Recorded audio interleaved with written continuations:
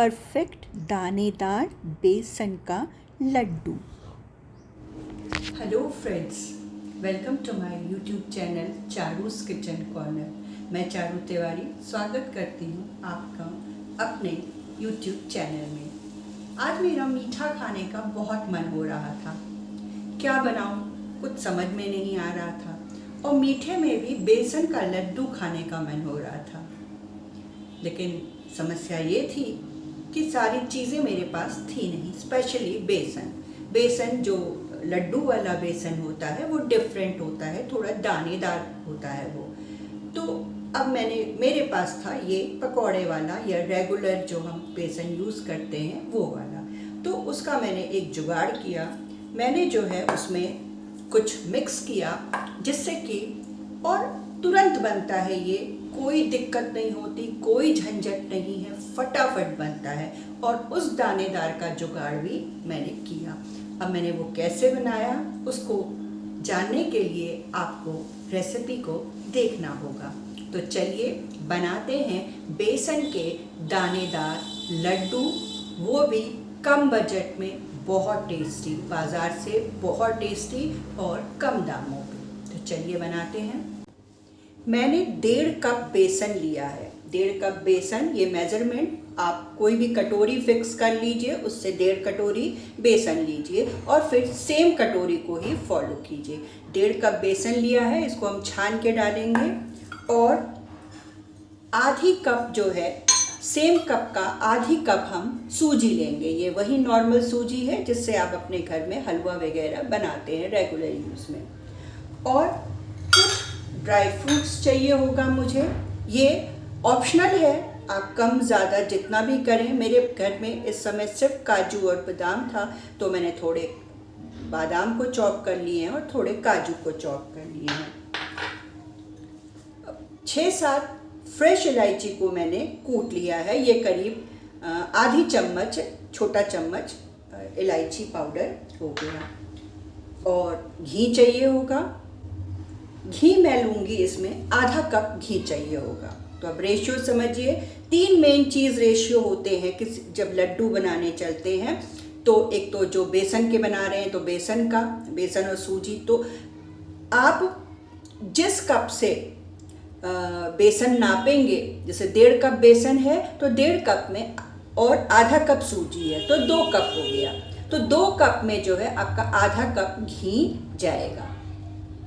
तो बस ये चीज़ आपको नोट करनी है कि 2 कप और 1 कप। और उसके साथ जो शुगर होती है, शुगर हमेशा लड्डू में जो है ये दानेदार शुगर होती है, इसको हम बूरा कहते हैं, मार्केट में बहुत ईज़िली अवेलेबल होती है। और यह हम इसको तगार भी कहते हैं, तो बहुत ईज़िली मार्केट में ये अवेलेबल होती है। इसको आप घर में भी बना सकते हैं, लेकिन वो बहुत ही झंझट वाला प्रोसेस है, इससे अच्छा आप मार्केट से लेके आएँ, और बहुत ईज़िली किसी भी स्टोर में आपको मिल जाएगी। हम पैन लेते हैं, ये मेरा आधा कप घी है। अब घी में भी देखिए, आपको पिघला हुआ घी नहीं लेना है, क्योंकि पिघला हुआ जब इसको पिघलाएंगे तो ये आधा कप से ज़्यादा घी होगा। तो थोड़ा सा सॉलिड फॉर्म में हो। तो हम सूजी, क्योंकि हमारी कम है, हम उसको भूनने के लिए, और सूजी भूनने में थोड़ा कम लगता है, तो हम 1 चम्मच हम इसमें घी डाल रहे हैं और हम सूजी को हल्की आंच में भूनेंगे। तेल जब गर्म हो जाए तो हमने आधी कटोरी या आधा कप सूजी को डालना है और उसको धीमी आंच में भूनना है। मैं वीडियो को ज़्यादा शॉर्ट नहीं कर रही हूँ ताकि आपको आराम से बता सकूँ। जब हल्की सी खुशबू आने लगे उसमें, तो हमने 1/4 कप, यानी कि जिस कप का अपना मेजरमेंट लिया है उसका 1/4 कप जो है आपने दूध लेना है, और 2-2 चम्मच करके आपने दूध डालते जाना है। जैसे जैसे दूध सूखता जाएगा, दूध को आप डालते जाएँ। इससे सूजी में जो है एक बहुत अच्छा टेस्ट आ जाएगा और सूजी का कच्चापन एकदम से दूर हो जाएगा। बस इस तरीके से इसे भूनते जाएं। सूजी से हमारा लड्डू और दानेदार धीरे धीरे करके दूध देखिए कैसे मैं डाल रही हूँ, दूध सूखता जा रहा है और दूध डालते जा रहे हैं। देखिए, इसको थोड़ा सा टाइम लगता है भूनने में, ज़्यादा नहीं, 5 मिनट में आपका ये पूरा प्रोसेस सूजी भूनने का लगभग हो जाएगा। अगर आप इतनी क्वांटिटी में बनाएंगे। फिर इसको हमने जब सूजी का दूध एकदम सूख जाए तो हमने उसको एक बर्तन में लौट देना है। और अब हमने सेम पैन को पोंछ के उसमें 2 चम्मच हम पहले भर के घी डालेंगे और अपना 1.5 कप बेसन को हम छान लेंगे। घी जब गर्म हो जाए तो हम इसको भूनेंगे। देखिए शुरू में ये बहुत रूखा रूखा लगेगा, आपको लगेगा कि इसमें तो घी है ही नहीं, लड्डू कैसे बनेंगे। लेकिन जैसे जैसे आप इसको भूनते जाएंगे तो जो घी है वो उभर के बाहर आने लगेगा। देखिए धीरे धीरे घी पता लग रहा है, अभी आप उसको भूनेंगे तो और पता लगेगा। और जो हमारा घी बचा है वो भी हम अभी इसमें ऐड करेंगे। हमें बेसन को तब तक भूनना है जब तक कि बहुत अच्छी खुशबू ना आने लगे और बेसन का थोड़ा सा कलर चेंज ना हो जाए। खुशबू इतनी आनी चाहिए कि पूरा घर महके खुशबू से बेसन के, और ज़्यादा भून देंगे तो बेसन कड़वा भी हो जाएगा। तो आपने इसको अच्छे से भूनना है। देखिए हल्का सा कलर चेंज हुआ है, इसको करीब 10 मिनट पूरा बेसन भुनने में आपका लग जाएगा धीमी आंच पे। और फिर हमने 1 चम्मच घी और ऐड किया और फिर इसको भूना। देखिए अब ये थोड़ा सा और पतला हो गया है ये, और अभी हम इसमें घी और ऐड करेंगे। इसको भूनते जाना है, भूनते जाना है। इस स्टेज में आपको खुशबू आनी शुरू हो जाएगी।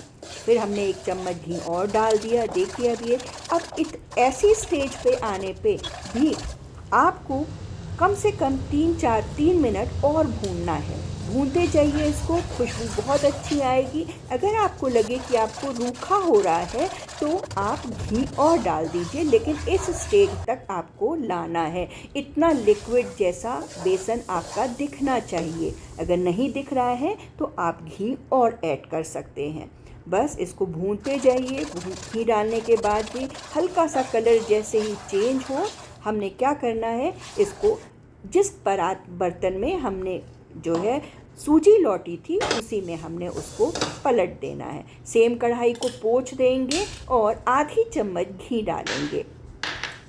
बस इसमें हमने सबसे पहले कटे हुए काजू डालने हैं, उसको अच्छे से भूनना है। जब थोड़ा सा भुन जाए, काजू को भुनने में बादाम को भुनने में टाइम ज़्यादा लगता है, इसलिए हमने पहले डाला। जब बादाम थोड़ा सा भुन जाए तो हम काजू भी डाल दिया हमने।